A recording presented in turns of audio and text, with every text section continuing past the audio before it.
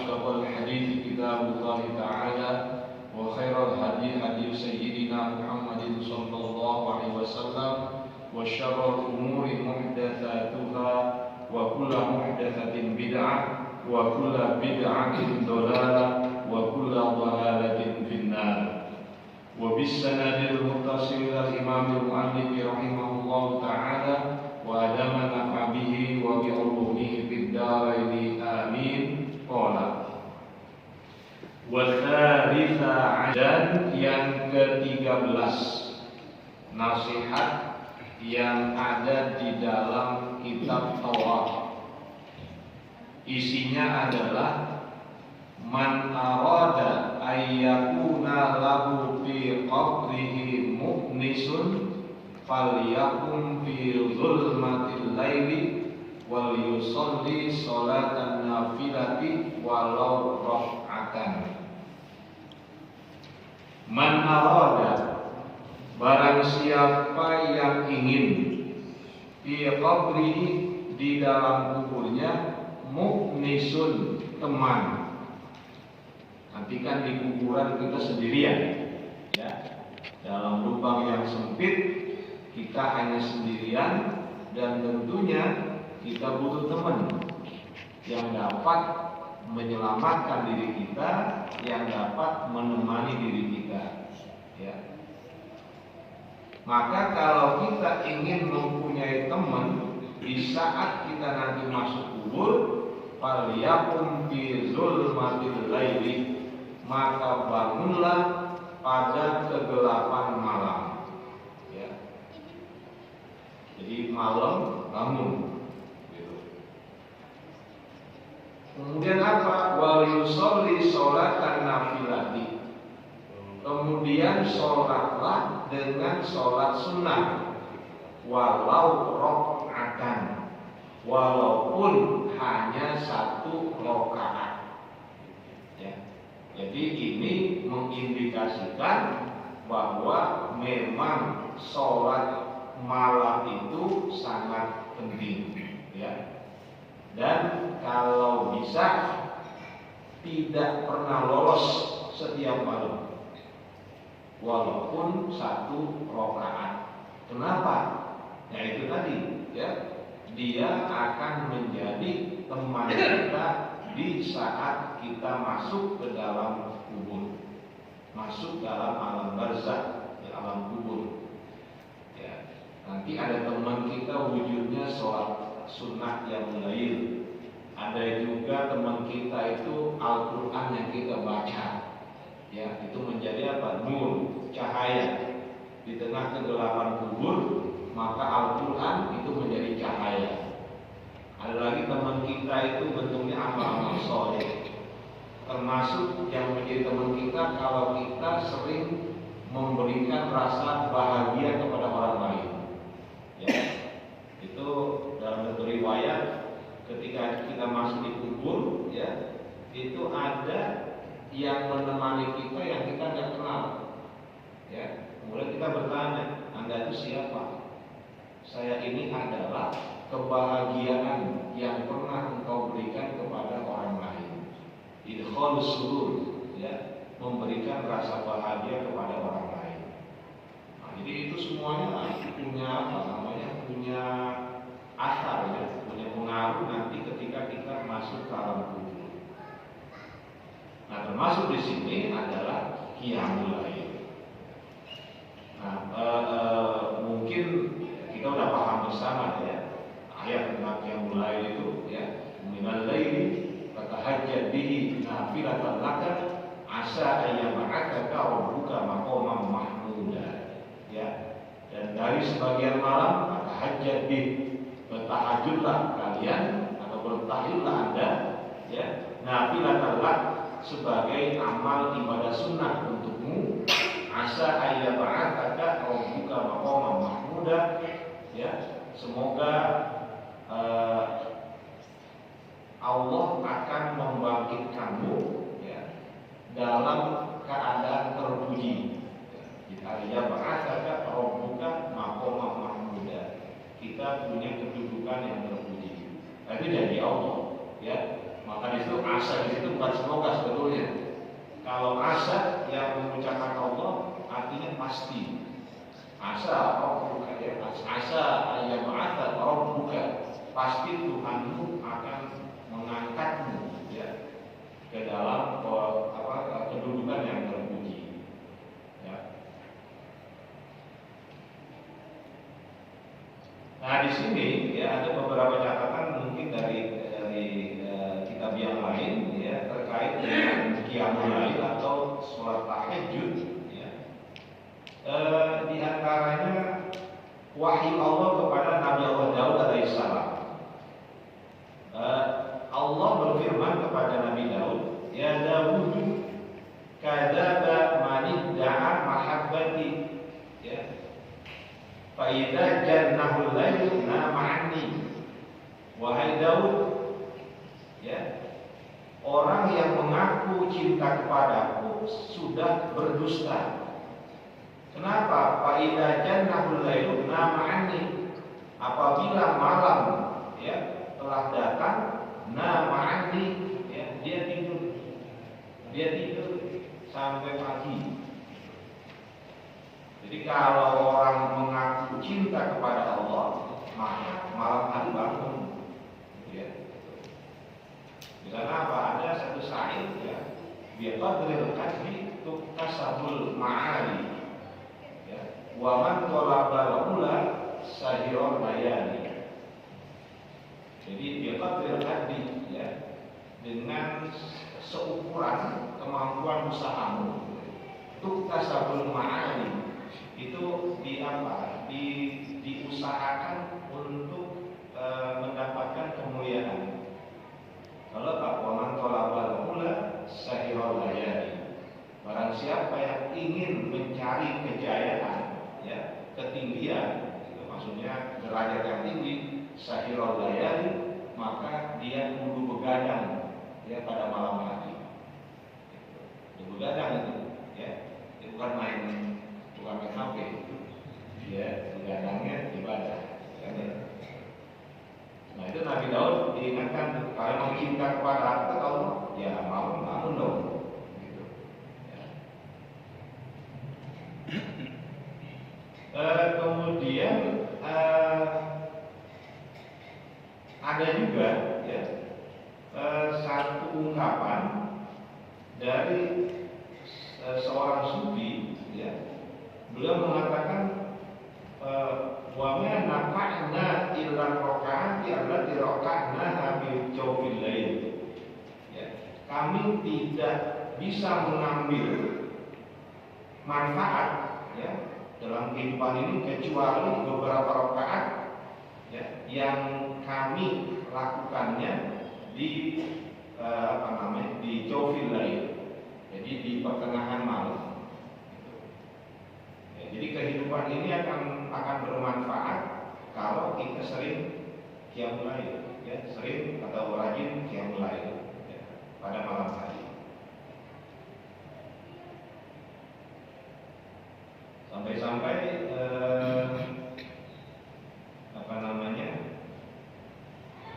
pernah Abu Ismah ya, Abu Ismah itu berguru kepada Imam Ahmad bin Hanbal. Dia mengambil ilmu hadis, di belajar hadis. Ini kan Imam Ahmad itu perawi hadis. Bahkan kalau mau lihat kitabnya itu lebih tebal dari hadis manapun. Ya, bahkan dengan Sahih Bukhari termasuk lebih tebal hadisnya Sanad Musnad Imam Ahmad. Nah ini Ismah berkhidmat mau belajar hadis ya. Kemudian Imam Ahmad menyediakan di kamar Isma itu, ini laki-laki Isma ya, satu wadah yang diisi air. Ketika pagi-pagi ya, itu Imam Ahmad datang ke kamarnya, dilihat apa? Airnya masih gitu. Jadi air di wadah tuh, kolam itu enggak berubah airnya, ya, tetap seperti semula. Gitu. Kemudian Imam Ahmad bertanya, Anda itu kesini mau ngapain? Kata Isma, ya saya mau belajar hadis. Ya, kata Imam Ahmad, kamu nggak bisa, nggak mungkin belajar hadis tanpa melakukan qiyamul lail. Ya, jadi di situ menyiratkan kepada kita, ya kalau kita memang ingin mendapatkan sesuatu yang kita harapkan, nah itu modalnya qiyamul lail. Ya, qiyamul lail. Kenapa? Dalam satu hadis dikatakan, dalam hadis riwayat Imam Abu Hurairah, di sana Nabi mengatakan, yanzilu rabbuna kullal lailatin ila sama dunya, ya ila sama dunya, hina yabqa thuluthul lail al-akhiru. Tuhan kami, Tuhan kita itu turun setiap malam ke langit dunia. Nah di sini ulama Ahlussunnah wal Jamaah takwil, ya hadis ini turun, yang turun adalah rahmatnya, bukan Allah yang turun, karena Allah berbuat. Ya, berbeda dengan saudara kita kaum Wahabi, mereka mau manahin Allah turun ya turun, gitu ya, turun seperti turunnya kita, artinya turun memang turun. Tapi dalam Ahlussunnah wal Jamaah pemahaman yang kita dapat itu ya, bahwa yang turun rahmatnya, ya, ke langit dunia.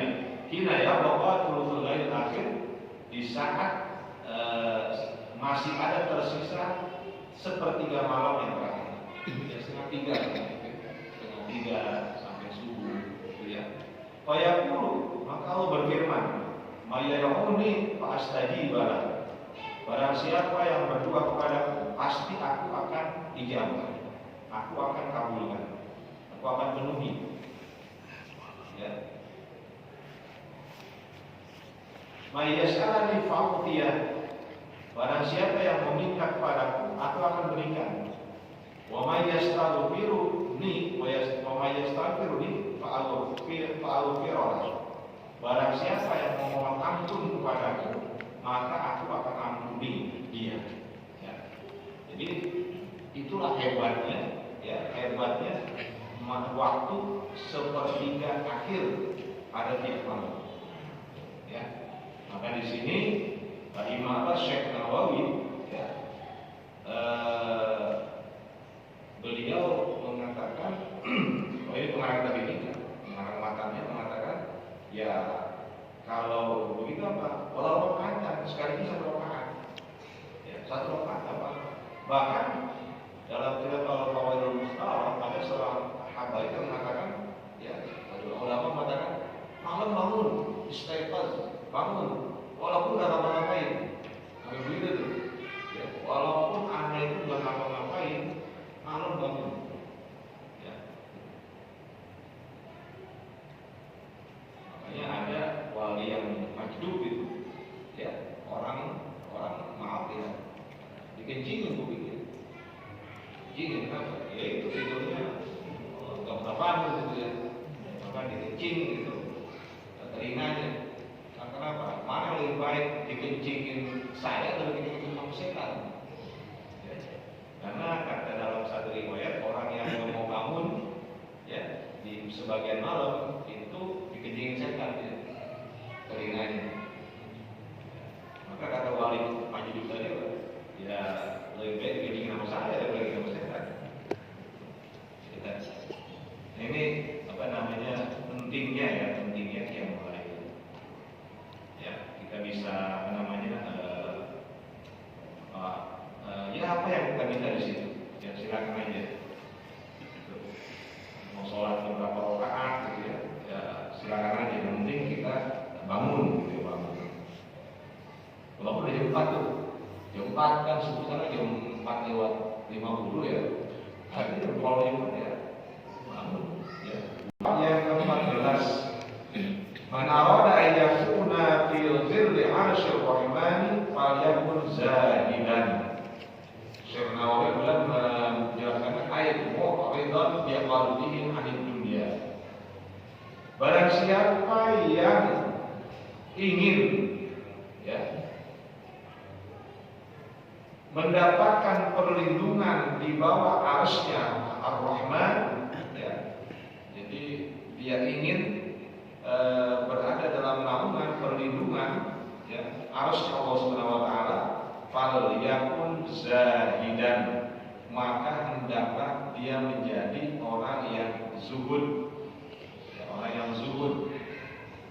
Nah ini kemudian Syekh Nawawi menjelaskan yang dimaksud orang yang zuhud yang bagaimana. Ai mu'ridhan bi qalbihi 'anid dunya. Hatinya itu berpaling dari dunia. Ya, jadi hatinya ini sudah berpaling dari dunia. Dunia bukan lagi tujuan hidupnya. Ketika memang dia berbisnis, ya, atau ketika dia berusaha, gitu ya, itu hasilnya tidak membuatnya ubud dunia, ya, tidak membuat memanfaatkan uangnya, kekayaannya itu untuk kepentingan umat Islam. Ini ya, dia boleh beli mobil, ya boleh dia mobil sampai butuh kan, ya, tapi mobil lah memang sesuai dengan kebutuhannya. Ya, buat apa kalau kita umpamanya ada kita punya keluarga, gitu ya, keluarga, buat apa sih dibelikan mobil semua? Ini kan nggak perlu, kecuali memang semuanya perlu benar, selain masalah.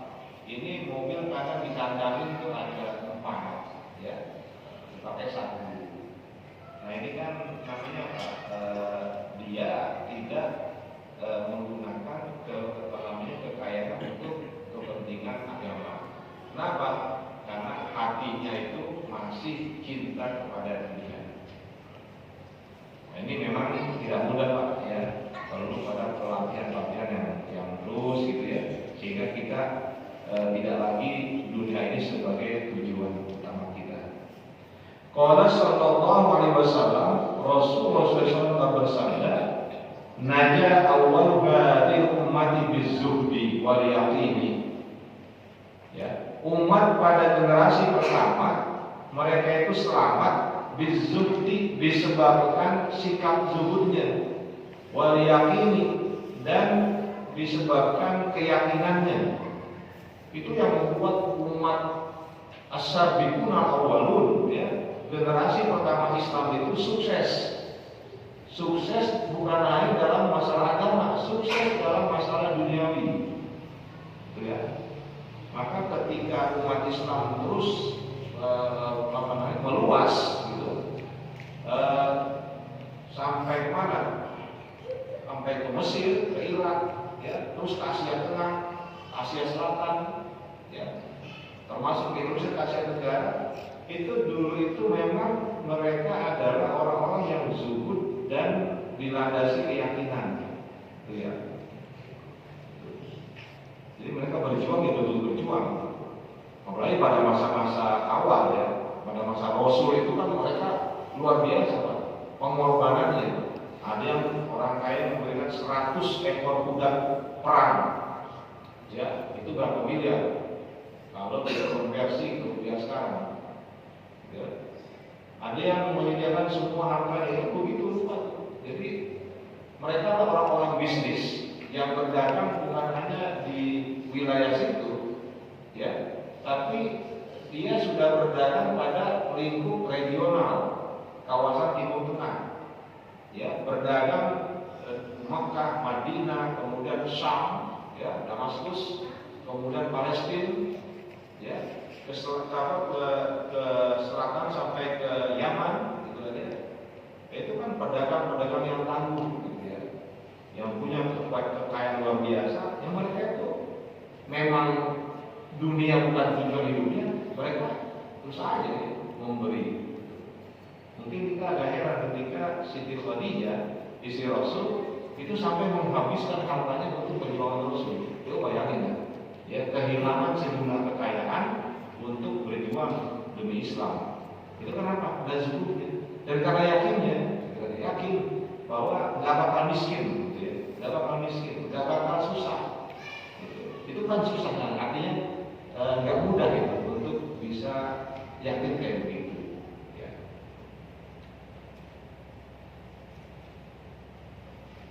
Wasayatiku akhiruha, dan akan binasa, ya, generasi yang terakhir nanti bil hirsi wa tulil amali, dengan sikap rakus dan panjangnya anak-anak. Ini ya terjadi sekarang ini. Ini generasi umat ini ya, itu kirisnya kuat, rakus pada dunia, kuat banget itu. Ya, kita lihat pada diri kita, jangan-jangan kita begitu juga, ya, berusaha mencari kekayaan dunia dengan cara apapun. Nah, kan kelihatan sekarang ini. Ya, kadang tokoh agama kita yang saya memberikan nasihat kalau ternyata ya banyak ya di antaranya yang lebih mengutamakan kehidupan dunia dengan cara-cara yang gak wajar. Kan ada juga begitu. Ini mencerminkan inilah generasi akhir dari umat Islam yang hancur, ya itu besar tapi nggak ada kekuatannya, ya karena virusnya itu, ya, sifat rakusnya pada dunia dan angan-angannya terlalu tinggi, gitu ya. Nah nanti di kitab yang lain dalam An-Nasahih ini ya itu dimaknai yang namanya turul amal, ya tingginya anak-anak itu mereka merasa bahwa akan hidup lama di dunia ini, ya, akan hidup lama di dunia ini. Kita aman merasa nyaman, aman saja, ya. Nah ini yang kita rasakan, ya ini memang hanya nyaman, ya.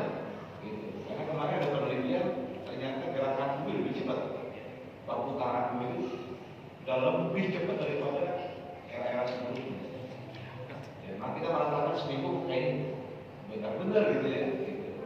Lalu kemarin udah datang minggu-minggunya. Sebulan juga, kayak cepat benar.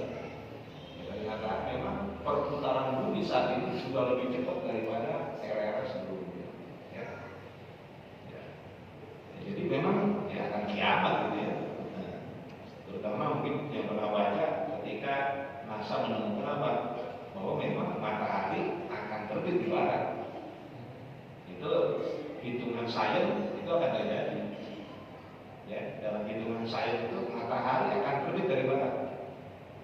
Seperti Nabi sabdakan nanti di hari akhir itu, ya matahari akan terbit dari barat, tertutuplah pintu-pintu ampunan. Ya. Mungkin dulu aneh gitu ya, tapi ternyata para ilmuwan yang menguasai sains mereka itu ya benar, ya matahari akan terbit dari barat suatu saat.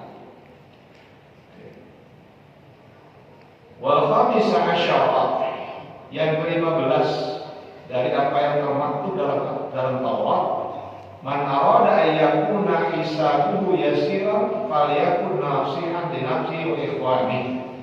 Barang siapa yang ingin hisabnya ya, itu menjadi mudah, falyakun nasihan, maka hendaklah dia menjadi orang yang selalu menasihati li nafsihi, untuk dirinya, wa ikhwanihi, dan saudara-saudaranya.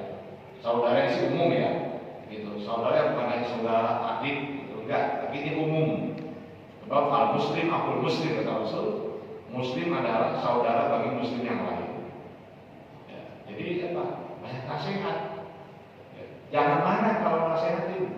Ya, orang ingetin gitu. Kita jangan tersinggung. Ya, memang kita mungkin kondisi kita salah, ya terima nasihatnya. Maka di sana itu kan yang menjadikan manusia tidak merugi, ya, tidak merugi itu kan yang pertama amanu, beriman, wa amilus sholihat, beramal sholih, wa tawassaw bil haqq, wa tawassaw bis sabr, saling mengingatkan dalam masalah kesabaran dan kebenaran dan kesabaran. Itu kan tawassaw, ya, kita saling mengingatkan. Nah itu akan mempermudah hisab kita, ya, mempermudah hisab kita di hari kiamat nanti. Kadang kan kita begitu, masa bodoh terserah aja, gitu kan ya. Nah, padahal kita punya kemampuan untuk menasehati, tapi kita udah apatis ya, gitu, masa bodoh aja lah, mau gimana kek, gitu kan ya. Ini kan nggak bisa begitu, karena kita ini bersaudara, ya. Bahkan yang lebih tajam lagi, Quran nyebutnya innamal mu'minuna ikhwah. Sungguh kaum beriman adalah seperti saudara-saudara. Ya, sebab kalau saudara yang umum, kayak saya dengan bapak, ini kan ikhwan. Persaudaraan kita nggak ada kaitan dengan nasab. Ya, saya bukan apa-apanya bapak, gitu kan ya. Bukannya kakek, bukan paman, bukan keponakan. Tapi kita saudara. Itu bahasa Arab menyebutnya ikhwan. Tapi kalau saudara-saudara, bahasa Arab menyebutnya ikhwan.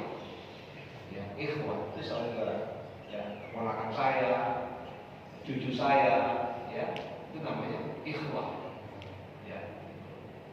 Nah, itu dibahas panjang lebar oleh Syekh Fakhruddin Ar-Razi dalam tafsirnya Al-Kabir. Ya, beliau membahas kata ikhwan di situ. Ya, maka kita ini ya punya tanggung jawab ya terhadap teman-teman yang seiman dengan kita. Ruwiya an Utsman bin Affan, diriwayatkan satu hadis dari Utsman bin Affan annahu qala, ya, bahwasanya beliau berkata sebelum beliau mengutip hadis Rasul, beliau mengatakan man lam yazdad yauman bi yaumin khairan. Barang siapa yang hari demi hari tidak bertambah kebaikannya, fadzalika rajulun tajhazu ilan nari ala basiratin.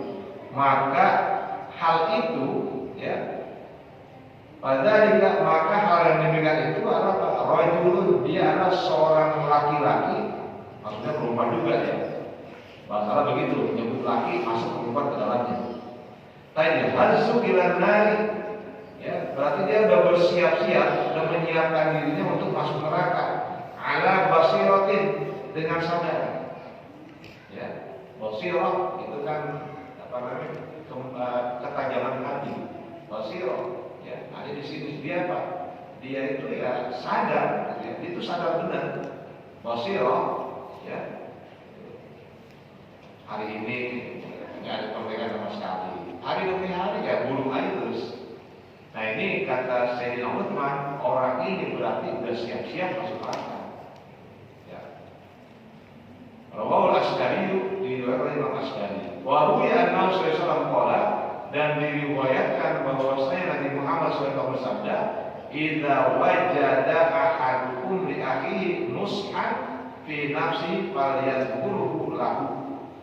Apabila salah seorang di antara kalian mendapatkan, ya, diakini untuk saudaranya nushan, satu nasihat, fi nafsi, pada diri saudara tersebut, wal yadkur lahu, maka dia katakan, ya, maka dia katakan kepada orang itu, ya, kayak teman kita nih ada sedikit penyimpangan dan kita sadar, kita tahu kalau kita memberikan nasihat pada dia nggak ada masalah, ya, artinya dia nggak akan marah, nggak akan musuhi kita.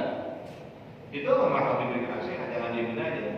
Kecuali kalau kita melihat teman kita melakukan perbuatan mungkar, lalu kalau kita ingatkan dia akan melawan, kita ini secara fisik akan kalah dengan dia. Ini agama memang membolehkan, menoleransi untuk dia menghindar. Yang penting hatinya itu tidak ikhlas, artinya tidak ikhlas dengan perbuatannya. Ya, nggak ridho dengan perbuatannya. Kalau memang kita nggak mampu, maka di sana kan apa? Man ra'a munkaran falyughayyirhu biyadi, wa illam yastati bi lisani, wa illam yastati bi qalbi, wa huwa ta'abul iman, ya, wa huwa ta'abul iman. Nah, itu kan begitu. Ubah saudaramu yang berbuat mungkar dengan kekuasaanmu. Kita punya otoritas yang dia bisa menghormati kita, gitu ya. Sehingga kalau kita melakukan satu tindakan, dia nggak akan melawan. Kerjakan itu. Tapi kalau kita ingin mengubah dia, kemudian dia bisa mengancam keselamatan kita, ya jangan. Ya jangan, karena melindungi nyawa itu aja. Ya. Maka biar jalan kedua, kasih nasihat. Kalau dia statis bagi lisan nih.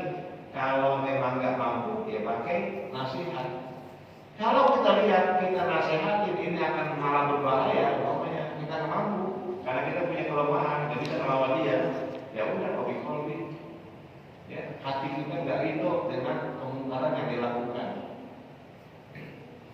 kita aman-aman saja, ya aman-aman saja, ya udahlah, sepak bola gimana kek? Nah ini berbahaya ya, karena kita nggak peduli namanya. Jadi kita pun harus sadar ya. Artinya kalau kita memang salah, ketika teman kita mengingatkan, ya itu terima.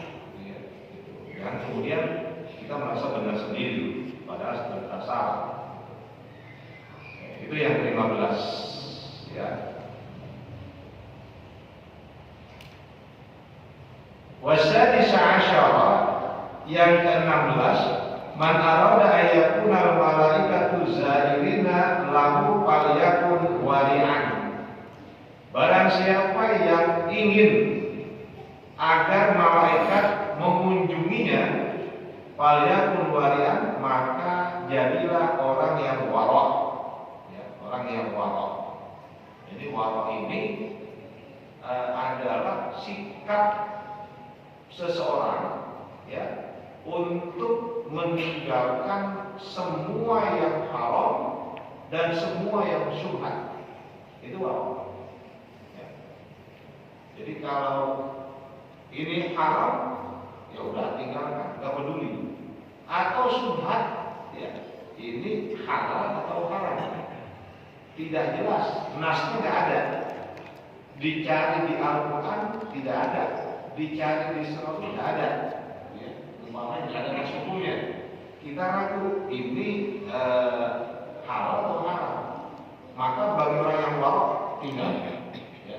Kenapa? Karena Rasul mengatakan wa man waqa'a fi syubhat faqad waqa'a fil haram. Barang siapa yang jatuh, ya maksudnya melakukan perbuatan syubhat, berarti dia telah jatuh dalam perbuatan haram. Ya. Ada yang memahami wara' itu adalah ya masalah hukum ya. Tapi begini, sedikit lagi saja penjelasannya. Wara' syartun fi istiqamatil din. Wara' itu merupakan syarat ya untuk istiqomahnya seseorang dalam beragama. Itu syaratnya. Kalau kita ingin istiqomah dalam beragama, maka wara'lah, bersikap wara'. Fa'adnal wara'i wara'ul udulil wadhuri fi syahadati. Maka wara' yang paling rendah adalah wara'ul uduli, wara' yang orang yang adil ya, yang telah disebut dalam banyak persaksian. Jadi orang-orang adil itu mereka lebih apa? Lebih menjaga dirinya, ya, gitu. Daripada mendapatkan sesuatu yang tidak jelas. Ini uang apa nih? Ketika di kantor bagi-bagi itu ada uang ini uang apa? Ya, kalau ini tidak jelas nggak usah. Ya, kan itu orang-orang itu kayak begitu apiknya. Ya sekarang ya bolehlah ya. Uang itu uang, dapat gitu kan. Ya Allah. Ini kondisi sekarang ya. Waroknya kalangan Syria ini. Nanti insyaallah pada konten itu saya akan memberikan siapa yang dimaksud Syria ini. Asli itu siapa? Oh ini cuma yang dikatakan tingkatan yang tertinggi adalah waroknya orang-orang Syria ini. Jadi ada beberapa golongan ada sedikit yang lain nanti insyaallah saya sampaikan pada pertemuan berikutnya. Yang terakhir, Allah SWT khairul dinikum al-wara'. Agama yang terbaik adalah wara'. Ya, itu kuncinya ya untuk istiqomah kita bisa lurus dalam beragama ya kuncinya istiqomah al-wara'. Ya, itu menjadi hal yang sangat penting ya, dalam kehidupan kita ini. Ya, Siti Aisyah mengatakan Siti Aisyah innakum taquluna al-wara' wa ba'dul ibadah. Sungguh kalian itu telah melalai dari sikap wara', padahal wara' itu merupakan ibadah yang paling utama. Jadi kata Siti Aisyah, wara' adalah ibadah yang paling utama. Oke. Saya kira ini benar-benar manfaat khususnya bagi saya pribadi ya, yang sama dengan bapak-bapak semua, mungkin saya lebih buruk yang terus menata diri ya untuk bisa menjadi lebih baik melalui nasihat dalam kitab ini, saya mengatakan kita ini sama aja lagi dinasehatin gitu ya. Kalau yang pengarang kitab, ya alhamdulillah kita dinasehatin gitu ya. Insyaallah kita bisa menyadari semua. Mohon maaf kalau ada yang ketidaksempurnaan dalam kajian ini ya, karena keterbatasan kemampuan saya. Kalau ada yang salah yang keliru mohon untuk dikoreksi. Wallahu a'lam bishawab. Wassallallahu ala sayyidina Muhammadin wa ala alihi wasallam. Alhamdulillah.